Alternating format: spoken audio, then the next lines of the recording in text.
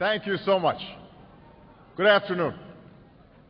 I am honored to be in the timeless city of Cairo and to be hosted by two remarkable institutions.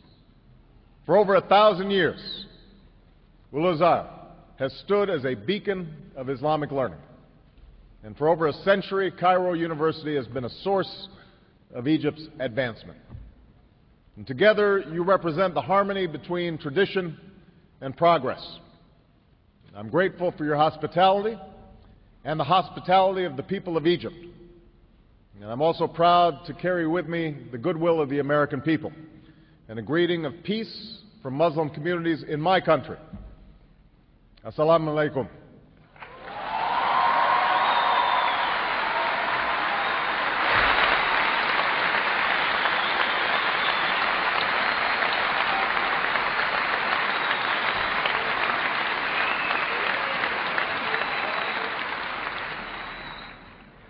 We meet at a time of great tension between the United States and Muslims around the world. Tension rooted in historical forces that go beyond any current policy debate. The relationship between Islam and the West includes centuries of coexistence and cooperation, but also conflict and religious wars. More recently, tension has been fed by colonialism that denied rights and opportunities to many Muslims, and a Cold War in which Muslim-majority countries were too often treated as proxies without regard to their own aspirations.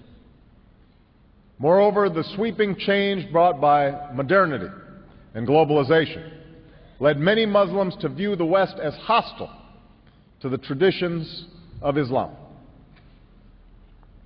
Violent extremists have exploited these tensions in a small but potent minority of Muslims. The attacks of September 11, 2001, and the continued efforts of these extremists to engage in violence against civilians has led some in my country to view Islam as inevitably hostile not only to America and Western countries, but also to human rights. All this has bred more fear and more mistrust. So long as our relationship is defined by our differences, we will empower those who sow hatred rather than peace, those who promote conflict rather than the cooperation that can help all of our people achieve justice and prosperity. And this cycle of suspicion and discord must end. I've come here to Cairo to seek a new beginning between the United States and Muslims around the world, one based on mutual interest and mutual respect, and one based upon the truth that America and Islam are not exclusive and need not be in competition. Instead, they overlap and share common principles. Principles of justice and progress, tolerance, and the dignity of all human beings. I do so recognizing that change cannot happen overnight. I know there's been a lot of publicity about this speech, but no single speech can eradicate years of mistrust, nor can I answer in the time that I have this afternoon all the complex questions that brought us to this point.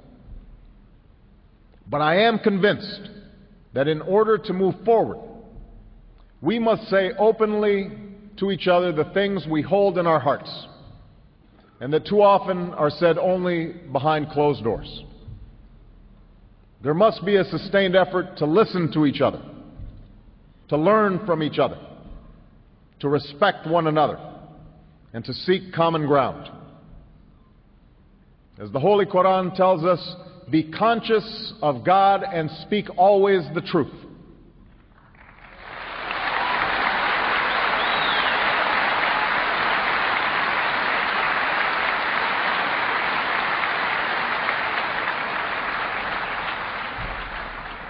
That is what I will try to do today, to speak the truth as best I can.